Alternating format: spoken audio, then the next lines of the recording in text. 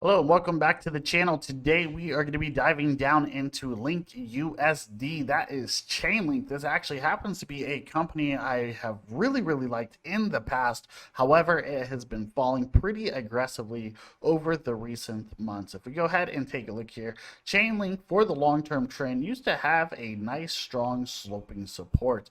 You can actually see that Chainlink got a bounce here many times. We had a low here, a higher low here, a higher low here, a higher low here, and a higher low here. However, Chainlink just could not manage to hold it, and I really don't understand why, especially whenever it comes to its fundamentals. If we take a look at this blue line, this is actually our 200 EMA on the daily time frame. You can see that every single time we normally got a bounce, right? Whenever price action is above the blue line, it's considered bullish. Whenever it's below it, it is considered bearish. So we just have to be careful here because we've been struggling over the past year to determine, is Chainlink going to be bullish or is it going to be bearish? Whenever it comes to our EMAs, I just want to go ahead and let you know that they help you determine the overall trend. And you guys can actually see that the line has been pretty flat here. It's actually been more downtrending than uptrending. But anyways, if we take a look here, we are definitely downtrending for Chainlink. We do have a massive sloping resistance here.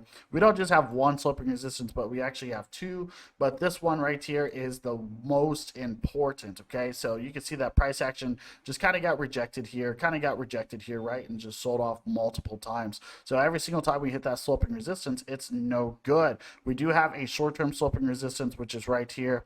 We'll cover that here more in just a few minutes on the lower time frames. But whenever it comes to Chainlink, ladies and gentlemen, you guys will see that Chainlink is hitting a key level support. Okay, it is hitting a key level support, and technically that support is going to be right here, which is going to be at $15. Okay, so $15 exactly is going to be our key level support for Chainlink. And the reason we're calling this out is because it played as a strong resistance over here, resistance here, support resistance here, played as a support here, then obviously it played as a support here. If we break below 15, then we have a lot more downside. Our next target is going to be all the way down here in this area, which is going to be sitting at about $12. So $12 would be our next key level support if we break down. And I'll tell you guys right now that $12 is a very strong area. Okay, if we break below 12, then technically our last support is going to be all the way down here.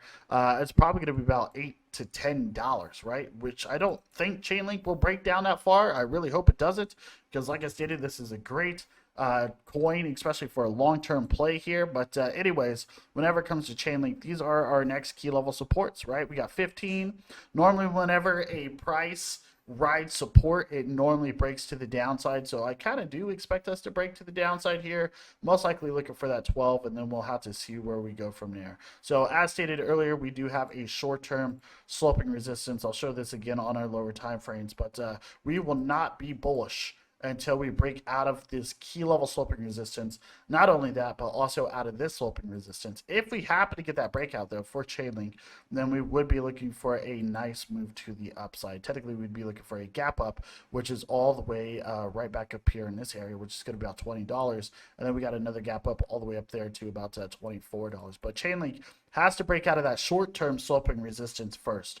And that is what is important here, okay? We have to break out of this area to be bullish. We have the horizontal resistance, then obviously we have the daily EMA, and then obviously we have the long-term sloping resistance. So we definitely have a lot of work in order for us to become bullish. So we are definitely bearish at this current moment. If we go ahead and take a look at our Fibonacci levels, Fibonacci levels are going to be key level areas that we need to pay attention to. These can be used as buy and sell signals.